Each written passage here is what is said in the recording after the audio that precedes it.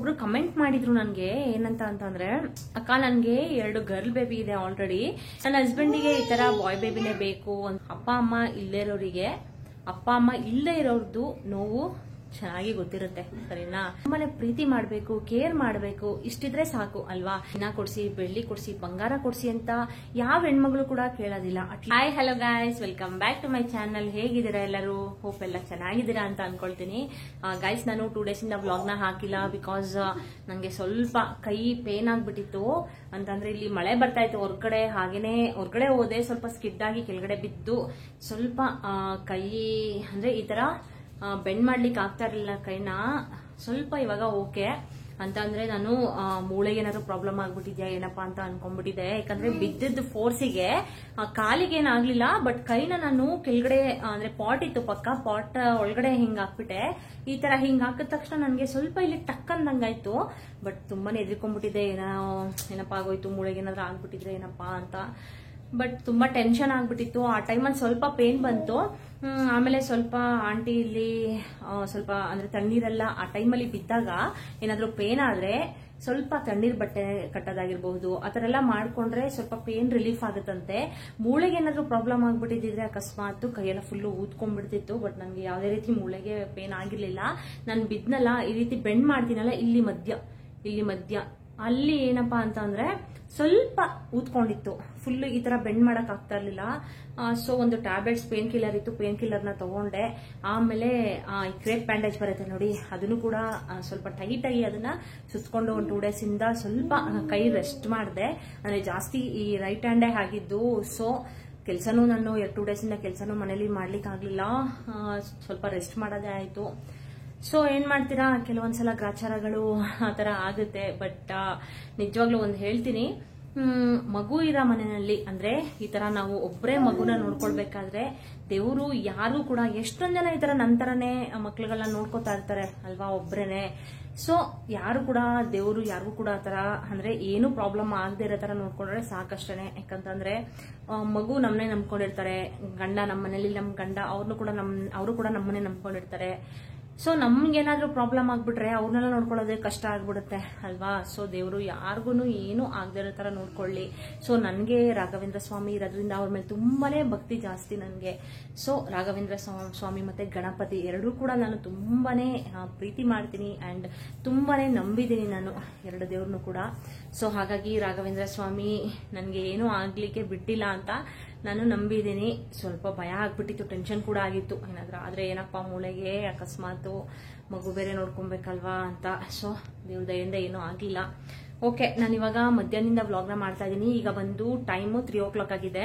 ಹಾಗೇನೆ ಗೈಸ್, ಒಬ್ರು ಕಮೆಂಟ್ ಮಾಡಿದ್ರು ನನಗೆ ಏನಂತ ಅಂತಂದ್ರೆ, ಅಕ್ಕ ನನ್ಗೆ 2 ಗರ್ಲ್ ಬೇಬಿ ಇದೆ ಆಲ್ರೆಡಿ. ಇದು ಬಂದು 3ನೇ ಬೇಬಿ, 5th ಮಂತ್ ರನ್ನಿಂಗ್ ಅಲ್ಲಿ ಇದೆ ನನ್ಗೆ. ನನ್ನ ಹಸ್ಬೆಂಡಿಗೆ ಈ ತರ ಬಾಯ್ ಬೇಬಿನೇ ಬೇಕು ಅಂತ ಒಬ್ರು ಕಮೆಂಟ್ ಮಾಡಿದ್ರು. ಈ ತರ ಆಲ್ಮೋಸ್ಟ್ ನನ್ಗೆ ತುಂಬಾ ಕಮೆಂಟ್ಸ್ ಹೀಗೆ ಬರ್ತಾ ಇದೆ ಗೈಸ್, ಸರಿನಾ? ಆಲ್ಮೋಸ್ಟ್ ಏನಪ್ಪಾ ಅಂತಂದ್ರೆ ಬಾಯ್ ಬೇಬಿನೇ ಬೇಕು, ಏನ್ ಮಾಡ್ಬೇಕು ಹೇಳಿ, ಈ ತರ ವ್ರತ ಮಾಡಿದ್ರೆ ಆಗುತ್ತಾ, ಈ ತರ ಎಲ್ಲ ನನ್ಗೆ ಕಮೆಂಟ್ಸ್ ಬರ್ತಾನೆ ಇದೆ. ಸೊ ನಾನ್ ಹೇಳ್ತೀನಿ ಅಂತ ಅಂದ್ರೆ, ನಾನು ಹೇಳಿರೋ ವ್ರತನ ನೀವು ತುಂಬಾ ಭಕ್ತಿಯಿಂದ ಶ್ರದ್ಧೆಯಿಂದ ಮಾಡಿ, ನಿಜವಾಗ್ಲೂ ನಿಮ್ಗೆ ಬಾಯ್ ಬೇಬಿ ಆಗೇ ಆಗುತ್ತೆ, ಸರಿನಾ? ಅದು ಇನ್ನೂ ಕಮೆಂಟ್ಸ್ ಗಳು ಏನಂತ ಬರ್ತಿದೆ ಅಂದ್ರೆ ಗೈಸ್, ತುಂಬಾನೇ ಕಮೆಂಟ್ಸ್ ಬರ್ತಾ ಇದೆ. ಏನಂತ ಅಂದ್ರೆ, ಪ್ರೆಗ್ನೆಂಟ್ ಆದ್ಮೇಲೆ ಮಾಡ್ಬೋದಾ, ಅಂದ್ರೆ ಈಗ ನಾವು 3 months ಇದೀವಿ, 2 months ಇದೀವಿ, 5th ಮಂತ್ ರನ್ನಿಂಗ್ ಅಲ್ಲಿ ಇದೀವಿ, ಮಾಡ್ಬೋದಾ ಇವಾಗ ಅಂತ ಆಲ್ಮೋಸ್ಟ್ ತುಂಬಾ ಜನ ಅದೇ ರೀತಿ ಕೇಳ್ತಾ ಇದ್ದೀರಾ.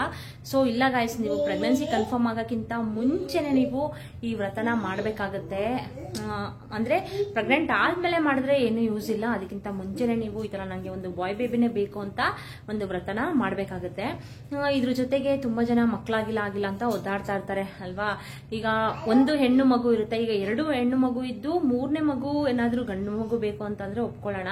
ಬಟ್ ಮೊದಲನೇದು ಹೆಣ್ಣು ಮಗು ಇದ್ದು ಸೆಕೆಂಡ್ನೇದು ನಮ್ಗೆ ಗಂಡು ಮಗು ಬೇಕು ಅಂತ ಒಬ್ಬೊಬ್ರು ಆಸೆ ಇರುತ್ತೆ ಅಲ್ವಾ. ಆಲ್ರೆಡಿ ಹೆಣ್ಮಗು ಇದೆ, ಗಂಡು ಮಗು ಬೇಕು ಅಂತ ಆಸೆ ಇದ್ದೇ ಇರುತ್ತೆ. ಬಟ್ ಅಂದ್ರೆ ಎಲ್ಲಾರ್ಗು ನಾನು ಇದನ್ನ ಹೇಳಲಿಕ್ಕೆ ಇಷ್ಟಪಡ್ತೀನಿ. ತುಂಬಾ ಜನ ಗಾಯ್ಸ್ ಮಕ್ಳಿಲ್ಲ ಅಂತ ತುಂಬಾ ಜನ ಸಫರ್ ಪಡ್ತಾ ಇದ್ದಾರೆ. ಈವನ್ ನಾನು ಕೂಡ ಆ ದಾರಿನ ದಾಟಿ ಬಂದಿದ್ದೀನಿ ಸರಿನಾ, ತುಂಬಾನೇ ಸಫರ್ ಪಟ್ಕೊಂಡು ಬಂದಿರೋದು. ಅದು ಅಲ್ಲದೆ ನಾನು ನನ್ನ ಕಳರಲ್ಲಿ ನೋಡ್ತಾ ಇದ್ದೀನಿ ತುಂಬಾ ಜನ ಮಕ್ಳಿಲ್ಲ ಅಂತ ಒದ್ದಾಡ್ತಾ ಇದ್ದಾರೆ. ಅಂತದ್ರಲ್ಲಿ ದೇವರು ನಮ್ಗೆ ಯಾವ ಮಗು ಕೊಟ್ರೇನು, ಯಾವ ಮಗು ಹೆಣ್ಣಾಗ್ಲಿ ಗಂಡಾಗ್ಲಿ ಭೇದ ಭಾವ ಮಾಡಬಾರ್ದು. ಯಾವ ಮಗು ಕೊಟ್ಟರು ದೇವರು ನಮ್ಗೆ ಅದನ್ನ ಎಕ್ಸೆಪ್ಟ್ ಮಾಡ್ಕೋಬೇಕು ನಾವು ಅಲ್ವಾ, ಏನಂತೀರಾ? ಸೊ ಯಾವುದೇ ದೇವರು ಮಗು ಕೊಟ್ಟರು ನೀವು ಎಕ್ಸೆಪ್ಟ್ ಮಾಡ್ಕೊಂಡು ಆರಾಮಾಗಿ ಇರಿ. ಈಗಿನ ಕಾಲದಲ್ಲಿ ತುಂಬಾನೇ ಫುಡ್ಗಳು ಚೆನ್ನಾಗಿಲ್ಲ, ಓಕೆನಾ? ಆಗಿನ ಕಾಲದಲ್ಲೆಲ್ಲ ಈ ತರ ಕಾಯಿಲೆಗಳಾಗ್ಲಿ ಮಕ್ಕಳಾಗ್ತಲ್ಲ ಆ ತರ ಎಲ್ಲ ತುಂಬಾ ರೇರ್ ಕೇಸಸ್ ಇರ್ತಾ ಇದ್ದು. ಬಟ್ ಇವಾಗಂತೂ ನಿಜವಾಗ್ಲೂ ಹೆಣ್ಮಕ್ಳಿಗೆ PCOD ಅನ್ನೋದು ತುಂಬಾನೇ ಬಾಧಿಸ್ತಾ ಇದೆ ಜನಗಳನ್ನ. ತುಂಬಾನೇ ಅದು ಪ್ರೆಗ್ನೆನ್ಸಿಗೆ ತುಂಬಾನೇ ಹಿಂಸೆ ಕೊಡ್ತಾ ಇದೆ. PCOD ಅಂತ ಅಂದ್ರೇನು ನಿಮ್ಗೂ ಗೊತ್ತಿರ್ಬೋದು. ಅಕಸ್ಮಾತ್ PCOD ಇರೋರಿಗೆ ಅದು ಗೊತ್ತಿರುತ್ತೆ, ಪಾಲಿಸಿಸ್ಟಿಕ್ ಓವರೀಸ್ ಅಂತ. ಅದೇನಂತಂದ್ರೆ ಗರ್ಭಕೋಶದೊಳಗಡೆ ನಿಮ್ಗೆ ಚಿಕ್ಕದು ನೀರಿಂದು ಗುಳ್ಳೆಗಳು ಆಗುತ್ತೆ ಸರಿನಾ. ಅದು ಯಾಕೆ ಬರುತ್ತೆ ಅಂತ ನಾನು ಬೇಕಾದ್ರೆ ಇನ್ನೊಂದು ಬ್ಲಾಗ್ ಅಲ್ಲಿ ನಿಮ್ಗೆ ಹೇಳ್ತೀನಿ, PCOD ಯಾಕೆ ಬರುತ್ತೆ ಅಂತ. ಅದನ್ನ ಯಾವ ರೀತಿ ಕ್ಲಿಯರ್ ಮಾಡ್ಕೊಳ್ಬೇಕು ಅನ್ನೋದು ನಾನು ನಿಮ್ಗೆ ನೆಕ್ಸ್ಟ್ ವಿಡಿಯೋದಲ್ಲಿ ಬೇಕಾದ್ರೆ ನಿಮ್ಗೆ ತಿಳಿಸ್ಕೊಡ್ತೀನಿ. ಹಾಗೇನೆ ನಿಮ್ಗೆ ಬಾಯ್ ಬೇಬಿ ಬೇಕು ಅಂತ ಅಂದ್ರೆ ಈ ವ್ರತನ ಮಾಡಿ ನಿಜವಾಗ್ಲೂ ಖಂಡಿತವಾಗ್ಲೂ ನೀವು ಶ್ರದ್ಧಾ ಭಕ್ತಿಯಿಂದ ಮಾಡಿ ನಿಜವಾಗ್ಲೂ ಬಾಯ್ ಬೇಬಿ ಹಾಗೆ ಆಗುತ್ತೆ ಸರಿನಾ. ನನ್ನ ಎಕ್ಸ್ಪೀರಿಯನ್ಸ್ ಮಾತ್ರ ಅಲ್ಲ ಗಾಯ್ಸ್, ಇದು ನನ್ನ ಫ್ರೆಂಡ್ಸ್ಗೂ ಕೂಡ ಆಗಿದೆ. ಅವರು ಕೂಡ ನಾನು ಹೇಳಿರೋ ವ್ರತನ ಮಾಡಿ ಅವ್ರಿಗೂ ಕೂಡ ಒಂದು ಬಾಯ್ ಬೇಬಿನೇ ಆಗಿದೆ. ಅಂಡ್ ಮಕ್ಳು ಇಲ್ಲದೆ ಇರೋರ್ಗೂ ಕೂಡ ಮಕ್ಳು ಕೂಡ ಆಗಿದೆ, ಓಕೆನಾ? ಸೊ ದಟ್ ಅದಕ್ಕೆ ನಿಮ್ಗೆ ಹೇಳ್ತಾ ಇರೋದು, ಮಾಡಿ ದೇವರು ಎಲ್ಲಾರ್ಗು ಒಳ್ಳೇದ್ ಮಾಡ್ಲಿ. ಆ ಮಗು ಈ ಮಗು ಬೇಕು ಅದರೆಲ್ಲ ಅಂತಂದ್ರೆ ಈಗ ಹೇಳಿದ್ರಲ್ಲ, ಇವ್ರು ಕಮೆಂಟ್ ಮಾಡಿದ್ರಲ್ವಾ, ಅವ್ರಿಗೆ ಬೇಕಾದ್ರೆ ಬಾಯ್ ಬೇಬಿನೇ ಆಗ್ಲಿ ಏನ್ ತೊಂದ್ರೆ ಇಲ್ಲ, ಅವ್ರಿಗೆ ಆಲ್ರೆಡಿ 2 ಹೆಣ್ಮಕ್ಳಿದಾರೆ ಅಲ್ವಾ. ಸೊ 3ನೇದು ಗಂಡು ಮಗು ಬೇಕು ಅಂತ ಆಸೆ ಇದ್ದೇ ಇರುತ್ತೆ. ಅದಕ್ಕಿಂತ ಹೆಚ್ಚಾಗಿ ಏನಂತಂದ್ರೆ ಗಾಯ್ಸ್, ಅಪ್ಪ ಅಮ್ಮ ಇಲ್ಲದೆ ಇರೋರ್ದು ನೋವು ಚೆನ್ನಾಗಿ ಗೊತ್ತಿರುತ್ತೆ ಸರಿನಾ.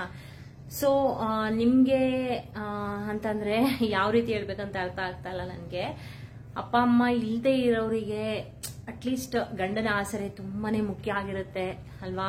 ಗಂಡ ಒಬ್ರು ನಮ್ಗೆ ಬ್ಯಾಕ್ ಬೋನ್ ಆಗಿ ನಿಂತ್ಕೊಂಡ್ಬಿಟ್ರೆ ನಾವು ಹೆಣ್ಮಕ್ಳು ಜೀವನದಲ್ಲಿ ಏನ್ ಬೇಕಾದ್ರೂ ನಾವು ಸಾಧಿಸಬಹುದು ಅಲ್ವಾ. ಎಂತದೇ ಪರಿಸ್ಥಿತಿ ಬರ್ಲಿ, ಎಂತ ಕಷ್ಟನೇ ಬರ್ಲಿ, ಏನೇ ಬರ್ಲಿ ನಾವು ಸಾಧಿಸಬಹುದು, ಏನ್ ಬೇಕಾದ್ರೂ ನಾವು ಸಾಧಿಸಬಹುದು. ಬಟ್ ಗಂಡ ಒಬ್ರು ನಮ್ಗೆ ಬ್ಯಾಕ್ ಬೋನ್ ಆಗಿ ನಿಂತ್ಕೊಳ್ಬೇಕು ಅಷ್ಟೇ, ನಮ್ಗೆ ಸಪೋರ್ಟಿವ್ ಆಗಿ ಇರ್ಬೇಕು.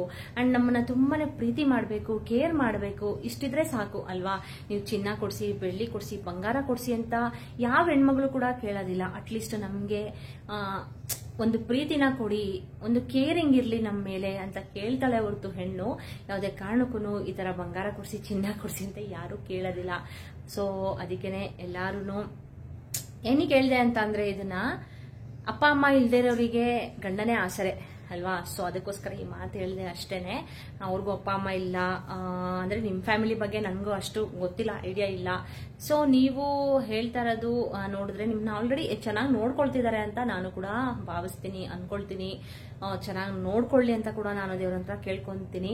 ಹಾಗೇನೆ ಗಾಯ್ಸ್, ಈಗ ಕಮೆಂಟ್ ಮಾಡಿದ್ರಲ್ಲ, ಅಂದ್ರೆ ನಂಗೆ ಅಪ್ಪ ಅಮ್ಮ ಇಲ್ಲ, ಮೊದಲನೇದು 2 ಮಗು ಕೂಡ ಹೆಣ್ಣು ಮಗು ಇದೆ, 3ನೇ ಮಗುಗೆ 5th ಮಂತ್ ರನ್ನಿಂಗ್ ಇದೆ ಅಂತ ಹೇಳಿದ್ರಲ್ಲ. ಈ ತರ ಇರೋರು ತುಂಬಾ ಜನ ಇರ್ತೀರಾ ಸರಿನಾ. ಅವ್ರಿಗೆಲ್ಲ ನಾನು ಒಂದೇ ಹೇಳೋದು ಏನಂತ ಅಂದ್ರೆ, ನೀವು ಪ್ರೆಗ್ನೆನ್ಸಿ ಈಗ 2 ಹೆಣ್ಮಗು ಇದೆ, ಈಗ 3ನೇದಕ್ಕೆ ನೀವು ಟ್ರೈ ಮಾಡ್ತಾ ಇದ್ದೀರಾ ಅಂತ ಅಂದ್ರೆ ನಿಮ್ದು ಪ್ರೆಗ್ನೆನ್ಸಿ ಕನ್ಫರ್ಮ್ ಆಗೋಕ್ಕಿಂತ ಮುಂಚೆನೆ ಈ ಒಂದು ಗಣಪತಿ ವ್ರತನ ಮಾಡಿ ಸರಿನಾ. ಈ ವ್ರತ ಮಾಡೋದ್ರಿಂದ ನಿಮ್ಗೆ ತುಂಬಾನೇ ಒಳ್ಳೇದಾಗುತ್ತೆ, ಜೊತೆಗೆ ಒಂದು ಬಾಯ್ ಬೇಬಿನೇ ಆಗುತ್ತೆ. ಅದು ನನ್ನ ಎಕ್ಸ್ಪೀರಿಯನ್ಸ್. ಅಂಡ್ ನನ್ನ ಫ್ರೆಂಡ್ಗೂ ಕೂಡ ಅದೇ ರೀತಿ ಆಗಿದೆ, ಅದಕ್ಕೋಸ್ಕರ ನಿಮ್ ಜೊತೆ ಹೇಳ್ತಾ ಇದ್ದೀನಿ. ಸೊ ಈ ತರ ಇರೋರು ತುಂಬಾ ಜನ ಇರ್ತಾರೆ, ಓಕೆನಾ. ಸೊ ಅವರಿಗೆಲ್ಲ ಒಂದು ಸೊಲ್ಯೂಷನ್ ಸಿಕ್ತಂಗ ಆಗುತ್ತೆ. ಬಟ್ ಇವಾಗ ಕಮೆಂಟ್ ಮಾಡಿದಿರಲ್ಲ ಅವರಿಗೆ, ಅಂದ್ರೆ 5th ಮಂತ್ ರನ್ನಿಂಗ್ ಇದೆ ಅಲ್ವಾ, ಸೊ ಅವರಿಗೆ ಈ ವ್ರತದ ಬಗ್ಗೆ ಎಲ್ಲ, ಈ ವ್ರತ ಎಲ್ಲ ಆಗೋದಿಲ್ಲ. ಅಂದ್ರೆ ಪ್ರೆಗ್ನೆನ್ಸಿ ಕನ್ಫರ್ಮ್ ಆಗೋಕ್ಕಿಂತ ಮುಂಚೆನೆ ನೀವು ಮಾಡ್ಬೇಕಾಗಿತ್ತು. ಬಟ್ ನಿಮ್ಗೆ ಅದು ಗೊತ್ತಾಗಿಲ್ಲ ಅಂತ ಅನ್ಸುತ್ತೆ.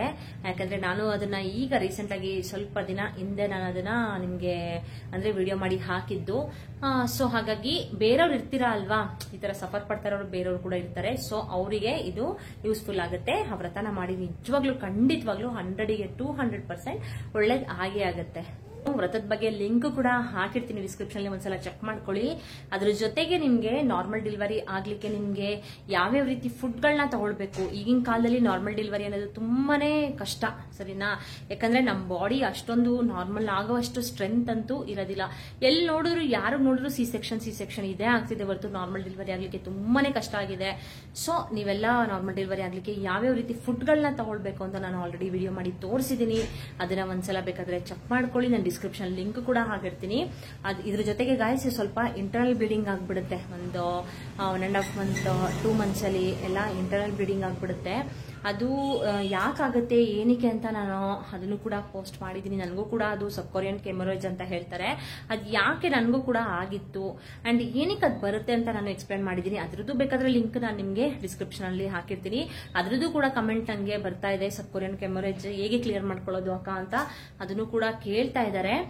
ನಾನು ಖಂಡಿತವಾಗ್ಲೂ ಈಗ ಆಲ್ರೆಡಿ ಹಾಕಿದ್ದೀನಿ. ಇನ್ನೂ ಸ್ವಲ್ಪ ಇನ್ಫಾರ್ಮೇಶನ್ಸ್ ನಾನು ನೆಕ್ಸ್ಟ್ ವಿಡಿಯೋದಲ್ಲಿ ನಿಮ್ಗೆ ಅದ್ರ ಬಗ್ಗೆ ಶೇರ್ ಮಾಡ್ತೀನಿ, ಸರಿನಾ? ಸೊ ಇದ್ರದ್ದೆಲ್ಲ ಹಾಗೇನೆ ನನ್ನ ಮಗಂದು ಸ್ಕ್ಯಾನ್ ರಿಪೋರ್ಟ್ಸ್ ಆಗಿರಬಹುದು.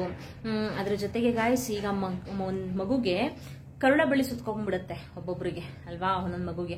ಸೊ ಅದು ಯಾಕೆ ಸುತ್ಕೊಳ್ಳುತ್ತೆ ಅದು, ಅಂಡ್ ಒಂದು ಪ್ಲೆಸೆಂಟಾ ಪೊಸಿಷನ್ ಇಂದ ಒಂದು ಬಾಯ್ ಬೇಬಿ ಆಗುತ್ತಾ, ಗರ್ಲ್ ಬೇಬಿ ಆಗುತ್ತೆ, ಯಾವ ಬೇಬಿ ಆಗುತ್ತೆ ಅದನ್ನೆಲ್ಲ ನಾನು ಪೋಸ್ಟ್ ಮಾಡಿದ್ದೀನಿ. ಇದ್ರ ಜೊತೆಗೆ ಮಗುವಿನ ಹಾರ್ಟ್ ಬೀಟ್ ಇಂದ ಒಂದು ಬಾಯ್ ಬೇಬಿ ಆಗುತ್ತಾ, ಗರ್ಲ್ ಬೇಬಿ ಆಗುತ್ತಾ ಅಂತ ನಾವು ಕಂಡುಹಿಡಿಬಹುದಾ, ಇದನ್ನು ಕೂಡ ನಾನು ವಿಡಿಯೋ ಮಾಡಿ ಹಾಕಿದ್ದೀನಿ. ಹಾಗೇನೆ ಬಾಯ್ baby symptoms, girl baby symptoms ಎಲ್ಲಾನು ನಾನು ಪ್ರೆಗ್ನೆನ್ಸಿ ವಿಡಿಯೋಸ್ನ ತುಂಬಾನೇ ಶೇರ್ ಮಾಡಿದ್ದೀನಿ.